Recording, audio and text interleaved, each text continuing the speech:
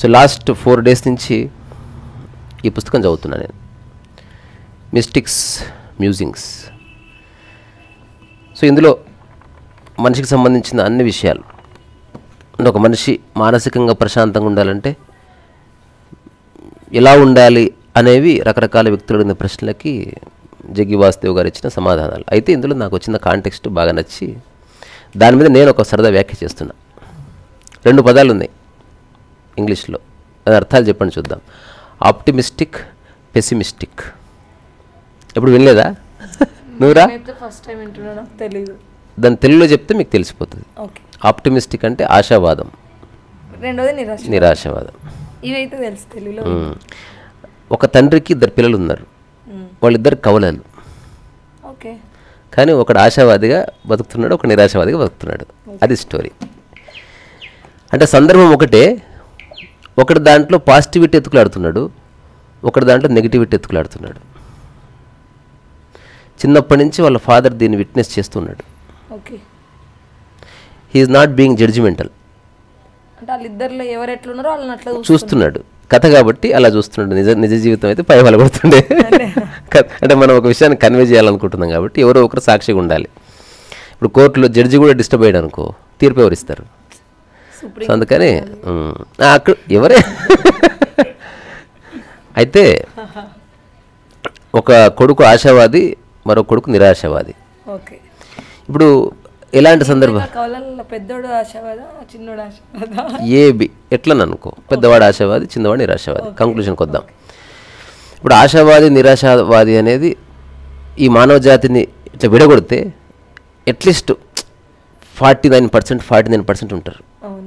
ఆ మిగతా 2% డిఫరెంట్ ఎక్స్పీరియన్స్లు ఉన్నవాళ్ళు, వీటికి బియాండ్గా జీవించేవాళ్ళు, తటస్థంగా ఉండేవాళ్ళు, లేదా ఎక్స్ట్రీమ్లీ కట్టర్గా ఉండేటోళ్ళు, లేదా సిద్ధాంతాన్ని బట్టి ఇట్లా ఉంటారు. అదర్వైజ్ ఇన్ జనరల్ ఆశావాదులు ఉంటారు, నిరాశావాదులు ఉంటారు. ఇప్పుడు ఈ తండ్రి అబ్జర్వేషన్స్ ఏమిటి? చిన్న కేక్ తెచ్చిస్తే వావ్ థ్యాంక్స్ డాడీ, అసలు వెరీ నైస్. ఆశావాది అలా, నిరాశావాది తూ ఎప్పుడు ఇదే కేకు, ఒక్కటే తెచ్చిన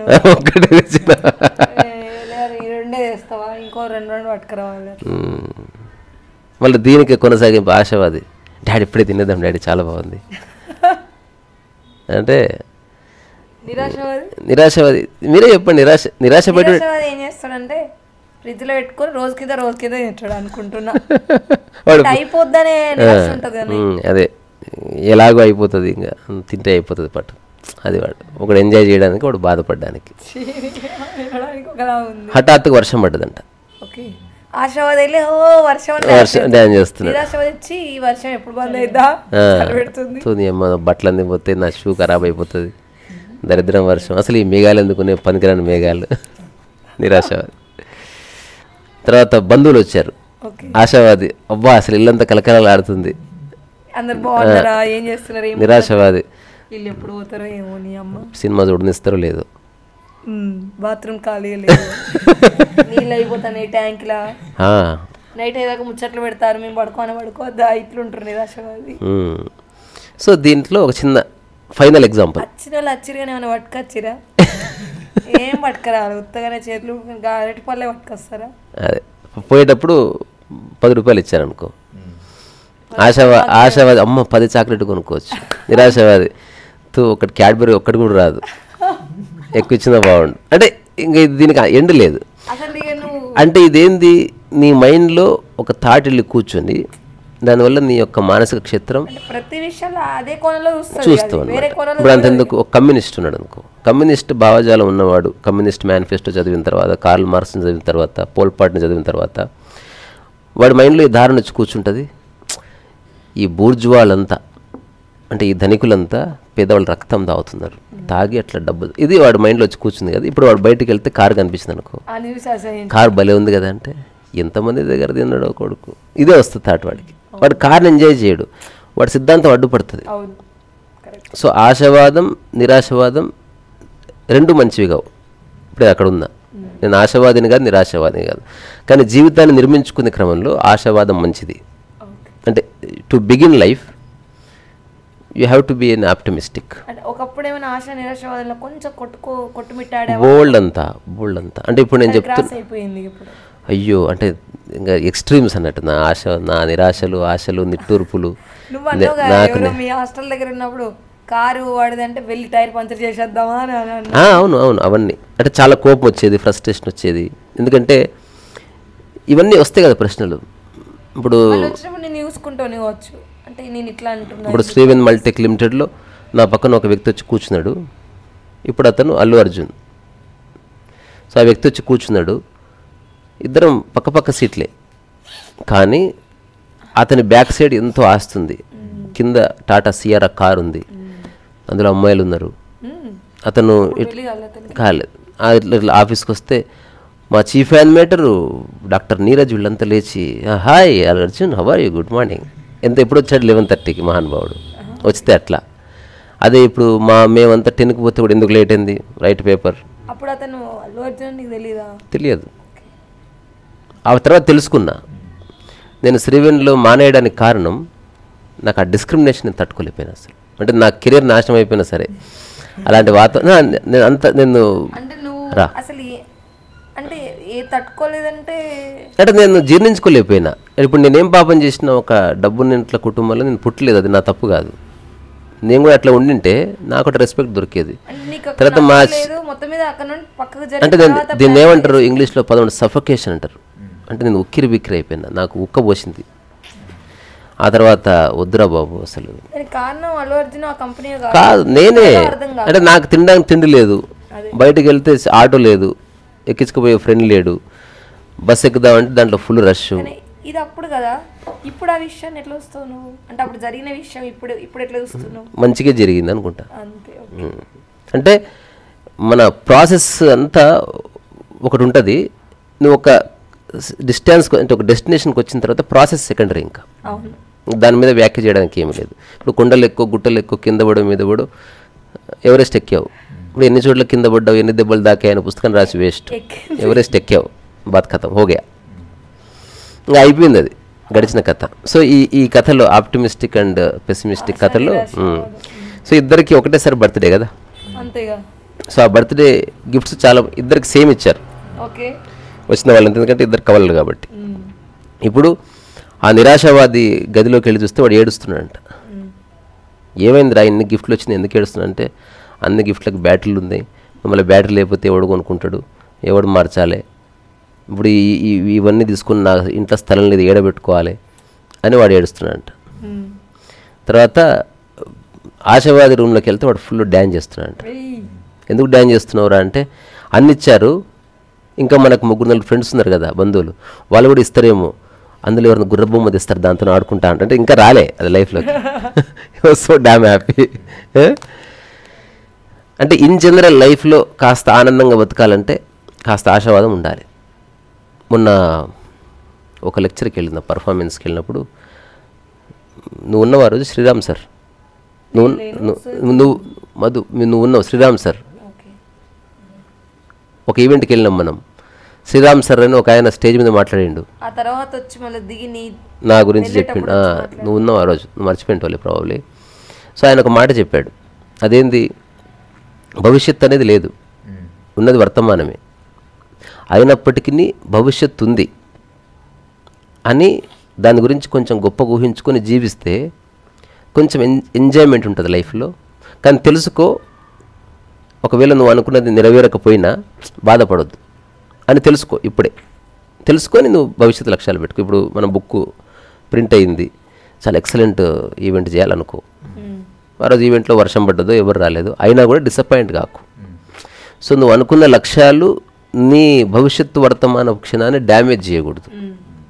ఆ విధంగా నువ్వు అర్థం చేసుకొని ఇంకా నువ్వు ఎన్ని తాళ్ళందా కట్టుకో, పర్వాలేదు. ఎందుకంటే ఆ తాళ్ళలో నువ్వు బందీ అయ్యలేవు అని తెలిసిన ఒక అండర్స్టాండింగ్ ఉంటుంది. సో ఇప్పుడు నేను ఒక సందర్భంలో ఎక్కడో ఒక స్టోరీ చదివా, అదేంది 6 బయట ఒక ఇద్దరు పడుకొని ఉంటారు, అందులో ఒకడు ఆప్టిమిస్ట్ ఒకడు పెసిమిస్ట్, పక్కనే పెద్ద పెద్ద బిల్డింగ్స్ ఉంటాయి. సో పెసిమిస్ట్ ఏం చేస్తాడు, నిరాశవాది, మనకు ఆ బిల్డింగ్ ఉంటే ఏసీలో పండుకుందాం అని వాడు ఆలోచిస్తుంటాడు.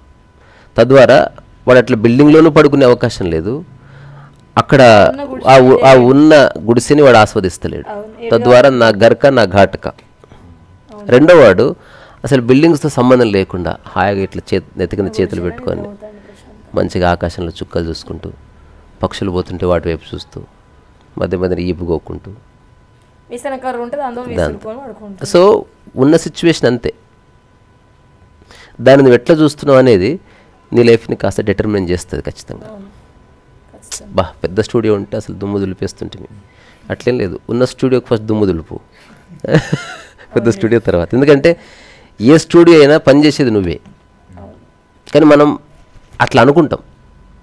ఈ ఆశావాదం అంటే ప్రస్తుతం పని చేయకుండా భవిష్యత్తు గురించి ఆశపడ్డం కాదు, ప్రస్తుతం ఉన్నదాన్ని భర్పూర్ ఆస్వాదిస్తున్నాం. కానీ అది లేకపోయినా బాధపడకుండా ఉండగలిగితే now you are entering to the spiritual journey. ఆశావాదం ఉంది సార్, నిరాశావాదం పక్కన పెడదాం.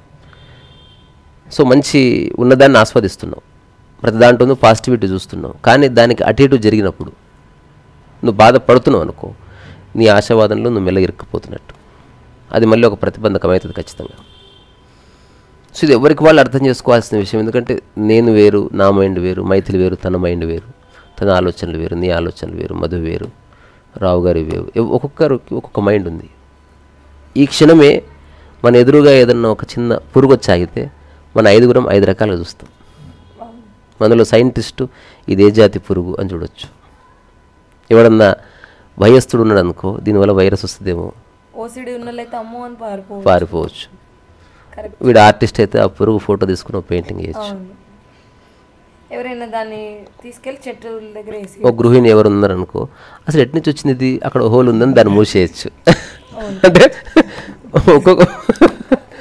ఒక్కొక్కరిది ఒక్కొక్క ఆలోచన. ఇప్పుడు ఏ ఆలోచన కరెక్ట్, ఏ ఆలోచన తప్పు, ఏ ఆలోచనకి పురుగుకి సంబంధం లేదు. స్పిరిచువాలిటీ అంటే పురుగుని పురుగులా చూసావంతే. అంటే ఏ ఇమాజినరీ థాట్ దానికి ఇవ్వలేదు. ఈధర్ దాన్ని తీసుకెళ్ళి అట్లా బయటపడేసావు, ఎందుకంటే నీకు అడ్డం వస్తుంది, అది నీకు అడ్డు రావద్దు, నువ్వు దానికి అడ్డు రావద్దు. నేను చూస్తున్నట్లా ఈ క్షణం చూస్తున్నాను నీ దిక్కు. అంటే నువ్వెవరో, నువ్వేమిటో, నువ్వేమవుతావు అన్న ఆలోచన నాకు ఎప్పుడు రాలే. తద్వారా నువ్వెవరో నాకు స్పష్టంగా తెలుస్తుంది అన్నట్టు. అట్లా కాకుండా నా మైండ్లో నీ గురించి ఒక ఆలోచన ఉంటే నేను ఎప్పుడు ఆలోచననే చూస్తుంటే నిన్ను చూస్తలేను. ఇప్పుడు టైసన్ మంచివాడు కాదు అని వీడు చెప్పాడు నాకు. నిన్ను కలిసినప్పుడల్లా నాకు టైసన్ మంచివాడు కాదన్న ఆలోచన వస్తే అది నిన్ను చూసి వస్తుందా, నేను ఆల్రెడీ క్రియేట్ చేసుకున్న ఆలోచన నుంచి వస్తుందా అనేది రియల్ క్వశ్చన్. దీనికి ఇంగ్లీష్లో మంచి పదం అంటే ప్రిజం. అంటే నువ్వు ఒక మూస ఒక హోల్ తయారు చేసుకున్నావు. ఇక ఎప్పుడు ఒక్కొక్క వ్యక్తికి ఒక్కొక్క ప్రిజం తయారు చేసుకున్నాను. ఈ వ్యక్తిని చూసినప్పుడు ఈ గొట్టంలోకి వెళ్ళి చూస్తున్నావు, ఆ వ్యక్తిని చూస్తే ఒక ఎర్ర పరద వేసుకొని చూస్తున్నావు, ఒక గురువుని చూసినప్పుడు ఒక మంచి అద్దంలో కాంతివంతమైన లైట్ పెట్టుకొని చూస్తున్నావు. ఎక్కడ ఏమి లేదు, అందరూ మామూలు మనుషులే. ఒకడు నీకు గొప్పగా అనిపించడానికి, ఒకడు వరస్ట్గా అనిపించడానికి కారణం జస్ట్ నీ మైండే. ఈ ఎంపిక పోయిందనుకో, ఈ ఇమేజరీ పోయిందనుకో, ఎవ్రీవన్ ఈజ్ సేమ్. అప్పుడు వ్యక్తిని చూస్తావు అంతే తప్ప అందరిని చూసి ఒకరిని గొప్పగా అనుకోవడం, అందరితో పోల్చి ఇంకొకరిని చూడడం అట్లా ఏముండదు. సో ఆధ్యాత్మికత అనేది ఆశావాదానికి, నిరాశావాదానికి బియాండ్. ఎందుకంటే ఉన్నది ఉన్నట్టు చూడడం కాబట్టి. ఉన్నది ఉన్నట్టు చూడటంతో నీ మనసు అనేది ఖచ్చితంగా రిలాక్స్ అవుతుంది. మరి ఈ ఉన్నది ఉన్నట్టు చూస్తూ అక్కడ ఏదైనా అన్యాయం అధర్మం జరుగుతుందనుకో ఆ టైంలోనే, మరి అప్పుడు ఎటో ఒకవైపు చూస్తున్న దాన్ని అంటే అది రైట్ లేని దాన్ని సపోర్ట్ చేయాల్సిన సిచ్యువేషన్ వస్తుంది కదా, ధర్మ సంకటం వస్తుంది. అసలు ఫస్ట్ ఆఫ్ ఆల్ ఆధ్యాత్మికత తెలిసిన వాడు ఎవడైనా చూస్తాడు, రెండోది చేస్తాడు అంతే. He never weights for the support. ఇప్పుడు నీ ఎదుటనే జరుగుతుంది ఏదైనా పరిస్థితి, దానికి ఆన్సర్ ఇచ్చిన నేను. అక్కడ ఒకరు పాపం బలహీనులు, బలమైన వాళ్ళు, దానికి ఆన్సర్ ఇచ్చిన. I just repeat the same answer. If you are truly spiritual, just చూస్తున్నావు దాన్ని, నో ఇంటర్ఫియరెన్స్. లేదా పరిపూర్ణంగా చేస్తున్నావు అంతే. వెళ్ళి నువ్వు సహాయం చేస్తావా, లేకపోతే ధర్నా చేస్తావా, లేకపోతే ఒక వ్యక్తిని ఉతికారేస్తావా, అలాంటివి ఏ భయాలు లేవు నీకు, you are just doing it. ఇప్పుడు అట్లా కాకుండా స్ట్రాటజీ ఎప్పుడు వస్తుంది? మరి అమ్మో అందులో దూరడం ఎందుకు, ఆ తలనొప్పులు ఎందుకు అన్నోళ్ళు కూడా చేసి చూస్తారు కదా కన్నయ్య. ఇక ఆధ్యాత్మికంలో ఉన్న వ్యక్తికి ఉత్తగా చూసిన వ్యక్తికి తేడా ఏంటిది? తేడా చాలా ఉంది. న్యాయం వైపు నిలబడాలి కదా. న్యాయం అనేది కాదు, ఆ క్షణంలో అతనున్న సిచ్యువేషన్లో నుంచి అతనికి రైట్ అనిపిస్తే చేస్తాడు అంతే తప్ప ఏది న్యాయము ఏది అన్యాయము అని అనిపించడానికి కూడా నీ మైండ్లో ఉన్న థాట్సే కారణం. నీకు జనరల్గా తెలిసే న్యాయాన్యాయాలు ఉంటాయి. ఫర్ ఎగ్జాంపుల్, నీ ఎదురుగా ఒక వ్యక్తి ఉన్నాడు, ఆ వ్యక్తి బెగ్గింగ్ చేస్తున్నాడు, ఎవడొచ్చి కొట్టాడు అనుకో, ఇది జనరల్గా తెలుస్తుంది. అంటే ఫిజికల్గా రియాలిటీలో నువ్వు న్యాయాన్యాయాలని గమనించగలుగుతావు, కానీ మానసిక క్షేత్రంలో ఏం జరుగుతుందని నువ్వు గెస్ చేయలేవు. అంటే ఎట్లా అంటే ఆ వ్యక్తి ఏ ఆలోచనలతో ఇతను వచ్చాడు, ఏ ఆలోచనలతో అతను కొట్టాడు అనే దాంట్లోకి ఎంటర్ అయినావు అనుకో, నువ్వు దాని యొక్క లింక్ పట్టుకోలేవు. ఇక అట్లా చూస్తే దేనిలోనూ ఏం మాట్లాడలేం కానీ అందుకని ఆ టైంకి అట్లా చేయొద్దు, నువ్వు కొట్టొద్దు అని అంతవరకే. అందుకే ఈధర్ నువ్వు చూస్తావు లేదా నువ్వు చేస్తావు. ఇప్పుడు నువ్వైతే అన్నావు అది చేస్తావు, ఇంకా బయాస్ ఉండదు మైండ్లో. చేసిన కొద్ది రోజులకి నేను తప్పు చేశాను, నేను రైట్ చేశాను, ఇట్లాంటి శశపిషలు ఏమి ఉండవు, అంత అయిపోతుంది. ఆ తర్వాత దాని కాన్సిక్వెన్సెస్ ఏమైనా సరే నువ్వు దాన్ని 100% అక్కడ ఉంటావు. సో ఏమి చేయనప్పుడు ఎంత ప్రశాంతంగా ఉన్నావో అది చేస్తున్నప్పుడు నీ ప్రశాంతత అలాగే ఉంటుంది.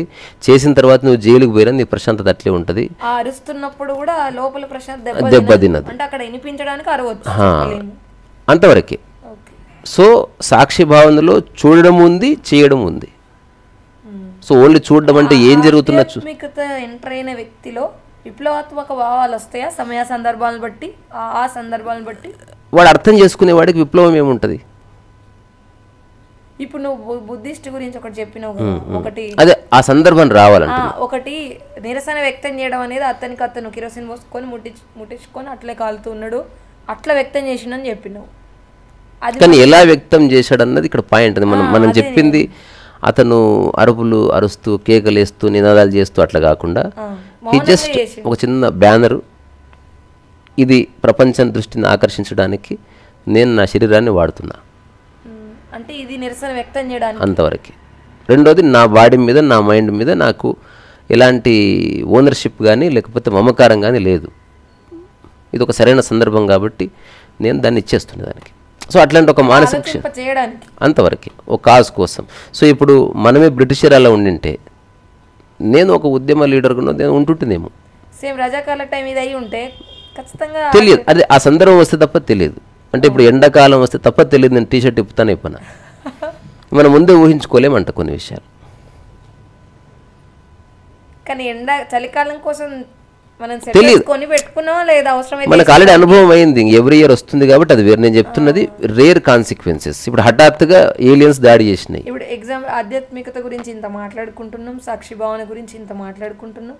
అదేంటని కొందరు ప్రయత్నం చేస్తున్నారు, కొందరికి కొంత తెలుస్తుంది ఇదేనా కాదా అని, కొందరు ఇదే సాక్షి భావన కాదా అని నిన్ను అడుగుతున్నారు. వాళ్ళకు వాళ్ళు డిస్కషన్ చేసుకొని నాకు సాక్షి భావన కొంత అర్థమైందండి, అంతకుముందు ఆ తేలికగా లేదు, ఇప్పుడు అది అనిపిస్తుంది నిజంగా. ఇలా రకరకాల స్పందనలు అనేవి ప్రతిస్పందనలో వస్తున్నది, నీకు అర్థమైంది షేర్ చేయడం వల్ల. సో ఇవన్నీ ఓకే బాగుంది, కానీ ఎంత ఆధ్యాత్మికత ఉన్నా ధర్మం అధర్మానికి ఎప్పుడు ఒకటి జరుగుతూనే ఉంది, ఏ టైంలో అయినా జరుగుతూ ఉంటుంది. అట్లా ఓవరాల్గా జనరల్గా ఇప్పుడు నువ్వు డిబేట్లు కూడా వింటూ ఉంటావు, ఏం జరుగుతుంది, ఏ పార్టీ నుండి ఏంటి. అట్లనే నీ ఎదురుగా ఏదైనా జరిగినప్పుడు ఖచ్చితంగా ఆధ్యాత్మిక వ్యక్తిలో ఒక సహజ లక్షణమా కాదా అని అంటున్నారు. 100% సహజ లక్షణం. సాక్షి భావన అన్నారు, అక్కడ అన్యాయంగానే చూసుకుంటున్నారు. మళ్ళీ ఇప్పటికి మూడోసారి చెప్తున్నా, చూడడము పరిపూర్ణంగా ఉంటుంది, చేయడము పరిపూర్ణంగా చేస్తూ కూడా చూస్తావు దాన్ని, అది ఇలా కొనసాగుతుంది. సో పరిపూర్ణంగా సహజంగా ఉంటుంది రెస్పాన్స్. వాడు మీరు మిస్ అయినట్టున్నారు ఒక పాయింట్, ఇది మళ్ళీ 3rd టైం రిపీట్ చేస్తా. వేరే వాళ్ళ కోసం ఎదురు చూడడు, సపోర్ట్ సిస్టమ్ కోసం చూడు, తద్వారా అది నిజమైన స్పందన. అంటే తను ఫస్ట్ ఏం చేయాలో చేస్తూ తను మాత్రం చేసేస్తాడు అంతే, వేరే వాళ్ళు వస్తే యాక్సెప్ట్ చేస్తాడు అంతవరకు. భయం ఉన్నవాడు ఏం చేస్తాడు, సపోర్ట్ సిస్టమ్ చూసుకొని చేస్తాడు. ఇది ఇండివిజువల్ రెల్మ్లో.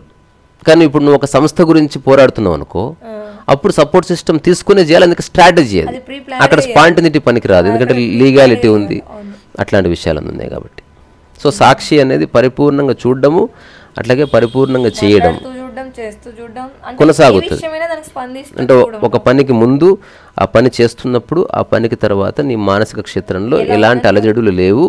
రెండోది దాని ద్వారా నువ్వు భవిష్యత్తులో ఎదుర్కొపోయే అన్ని కాన్సిక్వెన్సెస్ నీకు సర్వాంగీకారం. నువ్వు మళ్ళీ మాట తిప్పడం లేకపోతే వెనుకడిగి అట్లా ఉండదు అస్సలు. అంటే అవసరమైతే అట్లాంటి వాడు తన్ను తాను తొలగించుకుంటాడు సమాజం నుంచి. అంటే భయం ఉండదు. సాక్షి భవన్లో ఉన్న వ్యక్తి నిరహంకారిగా ఉంటారు కాబట్టి వాళ్ళు స్టెప్ తీసుకొని ఇక ముందుకే తప్ప వెనక్కి వెళ్ళే అవకాశం. అతను చాలా ప్రశాంత చిత్తంతో తీసుకుంటున్నందుకు చుట్టుపక్కల ఏవైతే అలజడులు ఉన్నాయో అతన్ని చూడగానే ఆగిపోతాయి. అహంకారంలో చేస్తే తప్పు చేస్తాడు కాబట్టి అప్పుడు అరే నా వాళ్ళు తప్పైందని వెనకడిగి. అంటే పరిపూర్ణమైన ఒక అవగాహన నుంచి, ఎందుకంటే చూడడమే అంటేనే అది డిస్క్రిమినేషన్ లేకుండా చూసే చూపునే సాక్షి అంటున్నాం మనం. తద్వారా ఏది సత్యమో దాని వైపు వాడు ఖచ్చితంగా ఉంటాడు. ఇంకా అది అన్బయాస్డ్ లైఫ్ అంటే అస్సలు. రెండోది వాడు ఖాళీగా ఉన్నంతసేపు ఖచ్చితంగా వాడి జీవితంలో కాంటెంపరీ మ్యాన్కి ప్రతీక. స్పిరిచువాలిటీ అంటే నువ్వు ఎప్పుడో 1000 ఏళ్ల క్రితం నివసించిన మైండ్ లాంటి మైండ్ కాదు. ఈ క్షణంలో ఒక ఆధునిక మానవుడు ఎట్లా ఉండాలనో అట్లా నువ్వు నిరంతరం నువ్వు పాలిష్ చేసుకుంటూ ఉండాలి. ఒక 50 ఏళ్ల క్రితం టెక్నాలజీ లేదు. అంటే ఎక్కడికి వెళ్తే అక్కడ దాని తగ్గట్టు కూడా అనుకోవచ్చా? అది ఎలాగుంది, మెట్రో ఎక్కితే దానిలో లాగా ఉంటుంది. You should know every contemporary aspect. ఎక్కడైనా ఇప్పుడు అరకు ట్రైబల్ వాళ్ళ దగ్గరికి వెళ్తే వెంటనే వెళ్ళి ఫోటోలు తీయకుండా ఉంటే వాళ్ళు డిస్టర్బ్ అవుతారు. అట్లా ఎక్కడ విచక్షణ అక్కడ ఉంటుంది అంటావు, అంతేనా? నేను చెప్పిన కాంటెక్స్ట్ అది ఉంటుంది. విచక్షణ ఉండకుండా ఉండదు, అది ఉంది. నేను చెప్తున్నది కాంటెంపరీ ఉండడం. ఇప్పుడు కాంటెంపరీ అంటే సమకాలనం, ఈ కాలంలో ఉండడం, ఈ క్షణానికి సంబంధించిన మనిషిగా ఉండడం, గతపు కాలానికి సంబంధించిన మనిషిగా ఉండడం లేదు. బికాస్ నిత్య నూతనత్వంలో, నిత్య వర్తమానంలో ఉండే ఒక కళ ఆధ్యాత్మికత. సో ఇప్పుడు 50 ఏళ్ల క్రితం కారే లేవుగా. ఇప్పుడు స్పిరిచువల్ పర్సన్ అంటే కారు ఖచ్చితంగా నేర్చుకుని పెట్టుకో. దాని మీద ఏ వ్యామోహం లేదు, మమకారం లేదు, ఏమీ లేదు. ఇప్పుడు హఠాత్తుకి వరకు యాక్సిడెంట్ అయింది, నువ్వు చాలా నిష్కామకర్మగా తీసుకెళ్ళి ఆ కారు టాటా బాయ్ చెప్పి వచ్చేసావు. కారు భలే ఉంది అసలు అని అట్లేం లేదు. సో ఏవేవి సమాజంలో నువ్వు సర్వైవ్ కావడానికి అవసరమో అట్లాంటి అన్నిటి మీద ఒక పరిపూర్ణమైన అవగాహన కోసం నువ్వు షెడ్యూల్ పెట్టుకో, జీవితకాలం నడుస్తుంటుంది. అయితే ఈ రకంగా చూస్తే నిజంగా అవసరం అనేది అసలు చాలా విలువైన శబ్దం అది. అవును. ఇప్పుడు ఏమన్నా ఉంటే అవసరం అయితేనే మాట్లాడతారు, అవసరం అయితేనే ఫోన్ చేస్తారు అనేది ఇది ఒక అపార్థం లాగా అయిపోయింది. అవసరం అనేది అర్థం చేసుకుంటే ఈ స్పిరిచువాలిటీ అర్థం. నేను ఒక చిన్న ఇన్సిడెంట్ చెప్పి ఈ టాక్ ముగిద్దాం. నేను మా ఫ్రెండ్ ఎప్పుడు అనుకుంటూ ఉండేవాళ్ళం, సినిమా తీయాలరా అంటే, తీయాలంటే అవుతుందా మామ, పైసలు అయితే అంతేరా, ఈ కొడుకులంతా డబ్బు ఉన్న వాళ్ళకే అవకాశాలు ఇస్తారు, తర్వాత రికమెండేషన్స్ ఉంటేనే అవకాశాలు ఇస్తారు, గొప్ప కుటుంబాల పిల్లలైతేనే అవకాశాలు ఇస్తారు, మనకెందుకు ఇస్తారు? ఎప్పుడు కలిసినా ఆ 2 సంవత్సరాలు ఇదే జోలి. అంటే ఆ ఎదుటి వ్యక్తి నువ్వు అలాగే అనేవాడు, నేను కూడా సేమ్ బోట్. అయితే ఒక పెయింటింగ్ ఆర్డర్ వచ్చింది. నేను మా రంగా ఇంకొక ఫ్రెండ్, అప్పట్లో 7,000 అనుకుంటా నాకు గుర్తు. సో ముగ్గురం కలిసి వేసాం, కొంత ముగ్గురం పంచుకోవాలి కూడా. సో ఆ పెయింటింగ్ తీసుకెళ్ళి యూసుఫ్ కూడా వాళ్ళ ఇంట్లో ఇచ్చాం. మంచి పెద్ద ఇల్లు, భలే ఉందిరా అసలు, ఎవడో సినిమా ఏంటంటే ఇట్లా అనుకుంటున్నాం. వెళ్ళిన తర్వాత మంచిగా వేశారమ్మా పెయింటింగు అని అసిస్టెంట్ పిలిచి, డబ్బులు ఇవ్వమ్మా వాళ్ళకి, ఎంత 7,000 ఇవ్వండి, ముగ్గురు తీసుకుంటారా, 10,000 ఇవ్వండి, ఇది పర్వాలేదు, మంచిగా వేశారమ్మా, వెరీ నైస్ అంటే చాలా సంతోషపడ్డాం. టీ ఏమన్నా తాగుతారా బాబు అంటే నచ్చింది ఏదో తెప్పించాడు. ఏం చేద్దాం అనుకుంటున్నా లైఫ్లో అని అడిగాడు. సేమ్ సినిమా తీద్దాం అనుకుంటున్నా సార్ అని. కథ ఉంటే పట్టరమ్మా ప్రొడ్యూస్ చేస్తా అన్నాడు. నాకు గుండె డక్ అన్నది తెలుసా. అంటే అసలు నిజంగా అవకాశం అంటూ వస్తే నా దగ్గర టాలెంటే లేదు, ఇది 100% తెలిసింది. నేను మొట్టమొదటిసారి షాక్ గురైనా. ఏమనుకున్నావు అప్పటి వరకు? ప్రతిదీ డబ్బులు ఉన్న వాళ్ళకి అవకాశం వస్తుంది, ఆల్రెడీ వాళ్ళ తల్లిదండ్రులు ఉన్న వాళ్ళకి అనుకున్నావు. కానీ అది అనేసరికి చెప్పడానికి నువ్వు రెడీగా లేవు. నువ్వు అది కథలుంటే రేపు రామ్మా, నేను రేపు ఉంటున్నా, మళ్ళీ ఎల్లుండి వెళ్ళిపోతా. కథ లేదా? ఎప్పుడు ఇదే పనికిరాని జోలి. అసలు కథ ఎట్రాయాలో, స్క్రీన్ ప్లే ఏందో ఏం తెలియదు. నేను లిటరల్ షాక్ తిన్నా. నేను బయటకు వచ్చిన తర్వాత మా ఫ్రెండ్స్ ఏదో మాట్లాడుతున్నారు కానీ నాకు చాలా గాయమైంది. నేను ఆ రోజు నిర్ణయించుకున్నా, ఒకవేళ నేను సినిమా అంటూ సినిమా తీస్తావో లేదో, కానీ దానికి కావలసిన సంపూర్ణ జ్ఞానాన్ని నువ్వు ఎప్పుడు అక్యుములేట్ చేసుకుంటూ ఉండాలి. ఇప్పుడు ఈ గదిలో మనం ఎన్ని కథలు చెప్పుకున్నాం, ఇంకా సినిమా తీయలేదే. కానీ బీ ప్రిపేర్డ్. అట్లనే నిరంతరం కార్ నేర్చిపెట్టుకో, వంట నేర్చిపెట్టుకో, హాస్పిటాలిటీ తెలుసుకో, ఎవరికైనా మసాజ్ చేసేది తెలుసుకో, తర్వాత సహాయం చేసేది తెలుసుకో.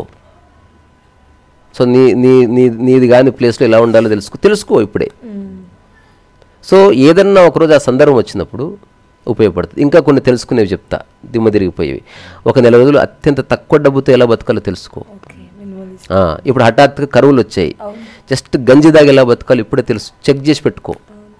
అంత నిజంగా హఠాత్ కరువు నువ్వు ఆల్రెడీ ప్రాక్టీస్ చేసి పెట్టున్నావు అనుకో, నీకు జస్ట్ 2 కిలోల రాగులు దొరికితే చాలు, 2-3 నెలలు గడుస్తుంది, నీకు క్లారిటీ వచ్చింది. అంతలోపు you can figure it out. అంతలోపు నువ్వే కొంచెం ఇట్లా పాలకూర గిల్లకూర తొట్టనే పెంచుకోవచ్చు.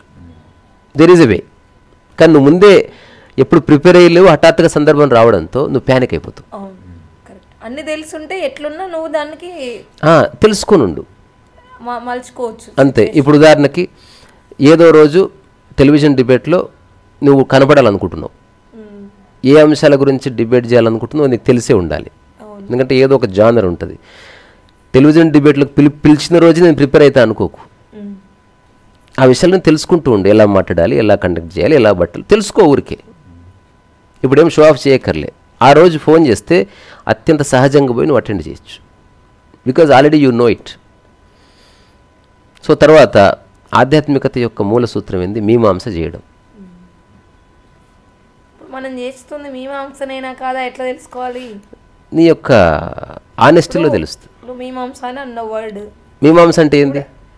దాని గురించి అన్ని రకాలుగా తెలుసుకోవడమా, లేదా నేను చేయగలను లేదు? మీమాంస అంటే ఇంతే. ఇది ఒక పాయింట్ ఉంది. నువ్వు ఏదైనా ఒక్క పదం చెప్పండి. మీమాంస ఏందో చెప్తా, చెప్పిన తర్వాత ముగిద్దు. ఇస్త్రీ పెట్టే. ఇంకొంచెం మంచిది అని అందరికి ఉపయోగపడేది ఫోను. ఇది అందరికి ఉపయోగపడేది. ఇప్పుడు మీమాంస అంటే ఈ ఫోన్ మధ్యన పెట్టి 360 గీతలు గీయండి ఇట్లా. నువ్వే 360 ప్రశ్నలు రాసుకో, నువ్వే ఎవరిని అడక్కు, నువ్వు ఒక్కడిగానే ఉన్నావు. సో ఫోన్ వాడడం మంచిదేనా, ఫోన్ ఎవరు తయారు చేశారు, ఫోన్ మొదట ఎవరు వాడారు, ఫోన్ వల్ల ప్రకృతికి ఏమైనా నష్టం ఉందా, ఫోన్కి అయ్యే ఖర్చు ఎంత, భవిష్యత్తులో ఫోన్ ఎట్లా ఉంది, ఇవన్నీ ప్రతి ప్రశ్నకి నువ్వు ఖాళీ సమయాల్లో నా అంట కదా నాకు టైం పాస్ అయితే లేదు అంటావు కదా, నెక్స్ట్ వారం రోజులు ప్రతి ప్రశ్నకు జవాబు నువ్వే కనుక్కో. ఇప్పుడు హఠాత్తుగా ఒక 20 ఏళ్ల తర్వాత అసలు ఫోన్ గురించి ఎవరో హఠాత్తుగా నీతో మాట్లాడితే నువ్వు మాట్లాడుతుంటే ఆశ్చర్యపోతారు. అసలు ఆయన ఎన్సైక్లోపీడియా బ్రిటానికా అతను ఎంత జ్ఞాని కాదు, it is all done before. ఇప్పుడు సద్గురు ఉన్నాడు, ఏదడిగినా ఎట్లా చెప్తాడు, అవన్నీ ఆల్రెడీ తనకు తానే అడుక్కొని జవాబులు తెలుసుకుని పెట్టుకున్నాడు. మానవ జాతిలో మనిషి ఎన్ని ప్రశ్నలు వేస్తారో అన్ని ప్రశ్నలకు జవాబులు నా దగ్గర ఉన్నాయి. సో ఇవి ఆ సమయంలో నువ్వు ఆసుగా ఇప్పుడు ఎన్నోసార్లు 67 కిలోలు కాదు కాదు నేను చెప్పింది సత్యం అంతే. దానికి ప్రూఫ్ లేదు అట్లా. అంటే 67 అనేది మోడరేట్ మన వెయిట్ అనేది ఎవ్రీడే ఫ్లక్చువేట్ అవుతుంది. సరదాగానే చెప్తున్నా 60 అరే కరెక్ట్. ఇంక్వైరీ దానికే అధ్యయనం అన్నారు. అధ్యయనం అంటే అర్థం అది అంటే నువ్వు క్రాస్ చెక్ కూడా చేసుకోవాలి. అంటే రకరకాల రిపోర్ట్స్, రకరకాల పుస్తకాలు, రకరకాల వ్యక్తులను ఒకటే ప్రశ్న అడుగుతున్నావు, ఇది కరెక్టేనా? సరదాగానే ఎలా రిప్లై చేస్తావని సరదాగా అడిగినా, అందుకనే ఇప్పుడు ఎలా సీరియస్గా వెళ్తుంది కానీ మధ్య కావాలి లేదు, సరదాగానే చెప్పుకుంటున్నాం మనం. వెరీ వెరీ చాలా అంటే మనం నవ్వుకోవట్లేదు కానీ మీమాంస అంటే ఒక అంశాన్ని నువ్వు 360 degreesలో టచ్ చేస్తున్నావు. ఇప్పుడు ఆధ్యాత్మికత మధ్యన పెట్టు. మీమాంస అనే పదంతో పాటు ఇంకేమైనా పదాలు కూడా ఉన్నాయా దానికి వాడాల్సినవి? అంతే మీమాంస అంతేనా? ఒకటే. దానికి ఇంగ్లీష్లో ఎపిస్తమలాజీ అని పిలుస్తారు. ఎపిస్తమలాజీ. ఇంకోసారి అడిగినాం అనుకో నేనే తడబడేటట్టున్నా. ఎపిస్తమలాజీ అయితే అంటే ఒకే అంశాన్ని అన్ని దిక్కుల నువ్వు స్పృశించే ఒక చేష్ట. రెండోది, ఇది వేరే వాళ్ళ కోసం నువ్వు చేస్తున్నది కాదు, నీకున్న అధ్యయనాభిలాష, నీకున్న క్యూరియాసిటీ. సో అట్లా నీ జీవితానికి అత్యంత ముఖ్యమైన ప్రతి విషయాన్ని మీమాంస చేసి చూసుకోవాలి. ఏది డబ్బు ఉంటే ఎట్లా, లేకపోతే ఎట్లా, మొరాలిటీ ఏంది, డబ్బు విషయంలో నీతిని, ఎవ్రీథింగ్ క్వశ్చన్ అండ్ ఆన్సర్. ఈ ఆన్సర్ నీకు అనుకోగానే ఫైనల్ ఆన్సర్ కాదు, దాని గురించి అధ్యయనం చేయాలి. అంటే ఉత్తగా నీవేదో అనుకునేది ఫైనల్ అనుకోకూడదు. అంటే సార్వజనీనమైన జవాబు ఒకటి ఉంటుంది ప్రతిదానికి. అట్లాగే యూనివర్సల్ ఆన్సర్ ఒకటి ఉంటుంది. ఇక ఆన్సర్కి ప్రపంచంలో ఏ దేశం వాడైనా సరే రిఫ్యూట్ చేయడానికి లేదు. అట్లాంటి ఆన్సర్కి నువ్వు రావాలి. అప్పుడు ప్రపంచంలో ఉన్న ప్రతి మనిషికి నీ జవాబు నచ్చుతుంది. ఇప్పుడు డబ్బు గురించి మీరు ఒక వ్యాఖ్య చేయండి ఫిలసాఫికల్గా, శ్వాస ఎలాగో ప్రకృతిలో, డబ్బు అట్లా ప్రపంచంలో. ఇది నేను చేసిన వ్యాఖ్య. దీనికి ఇంతవరకు ఎవరు నో చెప్పలేదు. అంటే నో చెప్పడానికి ఏమీ లేదు. శ్వాస లేకపోతే ఎట్లా బతకలేను, ప్రపంచంలో డబ్బు లేకపోతే బతకలేను. ఇది ఫిలసాఫికల్. మీకు ఎంత డబ్బు కావాలి చేసేసిన ఆల్రెడీ. ఇప్పుడు నాకు వచ్చేసింది. నాకు తినడానికి, పడుకోవడానికి, రెంట్ కట్టుకోవడానికి ఉన్న డబ్బు నేను సంపాదించుకోగలిగితే ఇక డబ్బుతో నాకే అవసరం లేదు. ఎంత పనైనా చేయవలసింది, అది అనివార్యం. రెండవది, ఇది మన పని ద్వారా రావాలి తప్ప డొనేషన్ ద్వారా రాకూడదు. ఇది నేను తీసుకున్న నిర్ణయం. ఇప్పుడు దీనికి నో చెప్పడానికి ఏమీ లేదు. అంటే గౌరవప్రదంగా డబ్బు. సో డబ్బు కనుక హఠాత్తుగా ఆ డబ్బు వల్ల ఈగో వస్తుందా? వస్తే అది ఎట్లా ఉంటుంది? డబ్బు పోతే బాధపడతావా? ఎంత డబ్బు నీకు తృప్తినిస్తుంది?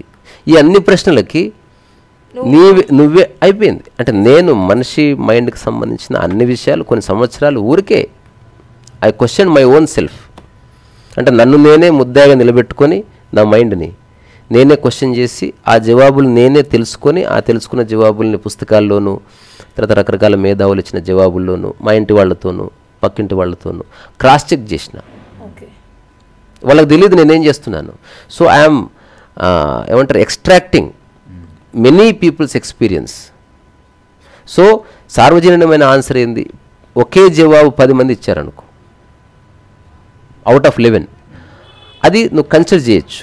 తర్వాత నీ విచక్షణతో ఈ జవాబు కరెక్టే కదా కూడా చూడాలి మళ్ళీ. అంటే ఎక్కువ మంది నమ్మినంత మాత్రాన నిజమైపోదు, సత్యమైపోదు అట్లా. సో ఇది నీలో ఏ ప్రిజుడిస్ లేకుండా, ద్వైధీభావన లేకుండా నువ్వు ఒక ఓపెన్ మైండ్తో ఎంక్వైరీ చేసినప్పుడే అది మేనిఫెస్ట్ అవుతుంది. లేకపోతే నువ్వేవో తప్పుడు జవాబులు తెచ్చుకొని అదే నిజం అనుకుని అట్లే బతికి చచ్చిపోతావు. తద్వారా యూ బికమ్ వెరీ. ఇక్కడ ఎక్కువ మంది తక్కువ మంది సంఖ్యతో లింక్ లేదు. మరి దాన్ని ఎట్లా, అది రైట్ అయిన ఎట్లా? మరి అదే చెప్తున్నా, క్రాస్ చెక్ చేయడం, అధ్యయనం చేయడం, తర్వాత నువ్వు ఆచరించి చూడడం. అప్పుడు ప్రాక్టికల్గా అప్పుడు తెలుస్తుంది ఏది కరెక్ట్ అని. ఇప్పుడు డబ్బులు పోయినా పర్వాలేదు అని ఒకడు అన్నాడు. ఇప్పుడు నెక్స్ట్ ముగ్గురిని ఎగ్జాంపుల్గా తీసుకొని ఒకడు 10 రూపాయలు పోతే బాధపడలే, 20 పోగానే బాధపడ్డాడు. పక్కవాడు అన్నాడు 20 పోతే బాధపడతావు పిచ్చోడా, ఇతనికి 2000 పోగానే బాధ అయింది. అంటే అతని మానసిక క్షేత్రంలో 2000 వరకు ఛాన్స్ ఉంది. ఇంకొకడు మొత్తం ఆస్తివైనా కూడా మళ్ళీ కొత్తగా స్టార్ట్ చేయగలడు. అంటే ఇప్పుడు దట్ ఈస్ ద రైట్. దానికి పర్యవసానాలు ఎందుకు వచ్చింది, ఎందుకు పోయాయి, ఇది పోకుండా ఎలా ఉంటే బాగుండేది, పోయిందని తిరిగి తెచ్చుకోవచ్చా? So he's into that. దానివల్ల అతని మానసిక క్షేత్రంలో డిస్టర్బెన్స్ కాలేదు. సో అది తిరిగి పొందాడో లేకపోతే మళ్ళీ ఫ్రమ్ ద స్క్రాచ్ బిగిన్ చేశాడో. సో దీనికి ఒక బ్యూటిఫుల్ జెన్ సేయింగ్ ఉంది, 7 times డౌన్ 8 times అప్. ఇది ఒక జెన్ సేయింగ్ అనమాట. ఒక జ్ఞాని ఎలా ఉండాలి అనే దానికి గురువు ఇచ్చిన సమాధానం 100% కరెక్ట్. అది ఇది ఉంది. 7 times డౌన్, ఫస్ట్ టైం పడ్డావు, సెకండ్ టైం లేచినావు, సెకండ్ టైం పడ్డావు మళ్ళీ లేచినావు, థర్డ్ పడ్డావు మళ్ళీ లేచినావు, 4th టైం మళ్ళీ లేచినావు, 6th టైం పడ్డావు లేచినావు, 7th మళ్ళీ లేచినావు, 8th లేచినావు, ఇంకా పడలేదు ఈసారి. దట్ ఈజ్ యోగి. నువ్వు చిన్నగా ఉన్నప్పుడు నడిచే క్రమంలో పడ్డావు లేచినావు, పడ్డావు లేచినావు, పడ్డావు లేచినావు. సో పడ్డప్పుడు అదే బాగుందని ఎవడు ఉండిపోడే? లేవడం నీ స్వభావం. కావాలని పడుకుంటావు కదా, కావాలని పడవు. తేడా చాలా ఉంది. సో నీ స్వభావంలోనే నిలబడ్డం ఉందన్నట్టు. సో నీ మైండ్ ఎన్నోసార్లు పడవచ్చు, కానీ ఒక్కసారి లేచి నిలబడని ఇంకెప్పుడు పడదడ్డం. సో ఆ పడని స్థితికి మనం పెట్టుకున్న ముద్దు పేర్లు సాక్షి భావన, లేకపోతే నిరంతర ఎరుక, లేకపోతే ఒక సమదృష్టి, లేకపోతే అంటే ఇట్స్ ఆల్వేస్ దేర్. ఇది ఊరికే నిలబడి చేరుకున్న మైండ్కి సహజంగా కాలం ప్రకృతి కూడా హెల్ప్ చేస్తాయి అంటే 100%. ఇప్పుడు సరైన వ్యక్తి నీ లైఫ్లోకి రావడం అది ఒక కాస్మిక్ కోఇన్సిడెన్స్ కింద లెక్క. లేదంటే కంపులేస్తుంది. ఇప్పుడు ప్రపంచంలో ఎన్నో భాషలు, ఎన్నో సాంప్రదాయాల వీడియోస్ ఉన్నాయి. ఒక వ్యక్తి యూట్యూబ్ అప్లోడ్ చేస్తే నా వీడియో కనిపించింది అనుకో, ఇన్ని లక్షల కోట్ల వీడియోల్లో అది ఎందుకు అప్పేర్ అయింది? ఒక కాంబోడియా వాడి లేకపోతే ఒక చైనా వాడిది ఎందుకు వస్తలేదు అంటే మన భారతదేశంలో ఎవరు చైనా వాళ్ళ వీడియోలు ఎత్తుకురాడట్లే, అందుకని చైనా అప్పియర్ కావు కదా. సో అనుకుంటే కాస్మిక్ కోఇన్సిడెన్స్, అనుకోకుండా జరిగింది, but what's ever happened for good. So జరిగిందని దీంట్లో ఇరుక్కుపోకుండా ఆ జరిగిన దాంట్లో సత్యం ఏంటని గమనించి దీన్ని వదిలేసి దెన్ దట్ ఈస్ యువర్స్. అట్లా కాకుండా నువ్వేం ఆచరించట్లేదు, ఇది బాగుంది ఇది బాగుంది ఇది బాగుంది దాన్ని పట్టుకున్నావు అనుకో, ఇరుక్కుపోతావు. సో మనం మొదలుపెట్టింది ఎక్కడ ఆప్టిమిస్టిక్ అండ్ పెసిమిస్టిక్. సో జీవితాన్ని మొదలుపెట్టినప్పుడు ఆశావాదం మంచిది కొంతవరకు, కానీ ఆశావాదం నీవు ఆశావాదం నుంచి నిరాశావాదం నుంచి బయటపడాలి ఏదో ఒక రోజు. అంటే నువ్వు సాక్షి అంటే you have to go beyond. మంచి చెడుల్లో మంచిది అంటారు కదా, అలాగే అనారోగ్యం ఆరోగ్యంలో ఆరోగ్యం మంచిది అంటారు. సో ఆరోగ్యం లేకపోతే నువ్వు బాధపడే స్థితిలో ఉన్నావు అనుకో, దాని ఆరోగ్యమే నీకు ప్రతిబంధకం అవుతుంది. అంటే నీ లోపల ఎప్పుడు భయం ఉంటుంది, పండు తింటున్న భయము, దీనికి మురికుందేమో దీనికి వైరస్ ఉందేమో, అంటే అదొక మనోవ్యాధి కింద మారుతుంది. అట్లా కాకుండా ఒక ఫ్లోలో ఉండాలి. అంటే ఇటు లేవు అటు లేవు, ఎప్పుడు మధ్యన ఉన్నావు అనమాట. నువ్వు ఆశావాదివి కాదు నిరాశావాదివి కాదు, నిరాశావాదివి అసలే కాదు, కానీ ఆశావాదివే. కానీ ఇటు అటు అటు ఇటు కొట్టుకొని 7 times డౌన్ 8 times అప్ అన్నారు కదా. ఆశావాదం నిరాశావాదం, ఆశావాదం నిరాశావాదం, ఆశావాదం నిరాశావాదం. ఇట్లా ఆశావాదానికి వచ్చి కాసేపు ఉండు, ఇంక అటుపక్క పోకు, మళ్ళీ మెల్లగా మధ్యలోకి రా.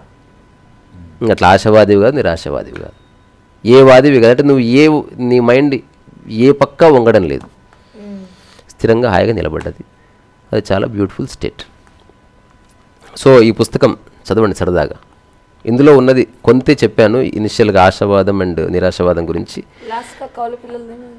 అంతే, వాళ్ళ ఫాదర్ చచ్చిపోయాడు అంతే.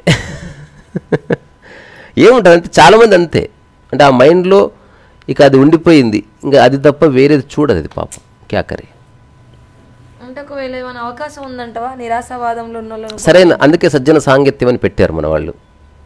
అంటే నువ్వు కాస్త ఏమి చేయకు, బట్ రైట్ మైండ్స్తో ఉంటే మెల్లగా నువ్వు ఇంపాక్ట్ అవుతావు. ఖచ్చితంగా అవుతుంది, కానీ ఆ రైట్ మైండ్స్ని నమ్మిన వాళ్ళు కరప్ట్ అనుకో, ఇంకా కరప్ట్ అవుతావు. అదో ప్రాబ్లం ఉంది. రైట్ మైండ్ నమ్మిన వాళ్ళు కరప్ట్ అంటే నువ్వు కరప్ట్ అయిన వ్యక్తి ఇప్పుడు అరే ఎవరో చెప్పారు వాళ్ళంతా మంచోళ్ళు, అందుకే ఆశ్రమాల్లో సజ్జన సాంగత్యం ఉంటుంది. రోడ్డు మీద ఉంటుందా అంటే సర్టిఫైడ్. వాళ్ళు రైట్ మైండ్ అనుకొని వీళ్ళు వెళ్ళి కనెక్ట్ అవుతారు, కానీ అక్కడ కరప్టెడ్ మైండ్ అక్కడ వాళ్ళకి ఏదో సిద్ధాంతం ఉంది అనుకో, వీళ్ళు అందరూ ఇరికిచ్చేస్తారు అన్నట్టు. అప్పుడు ఘోరంగా అట్లా అంటే యూ బికమ్ వల్నరబుల్. అందుకే విచక్షణ అంటే నువ్వు దేంటి ఇరుక్కుపోకుండా ఫస్ట్ నుంచే ఉండాలి. చిన్నప్పటి నుంచే చెప్పాల్సినవి ఇవి చాలా ఏళ్ళు గడిచిన తర్వాత చెప్పడం వల్ల మనం ఏది పట్టుకోకుండా పోతాం. అట్లా సరే మరి.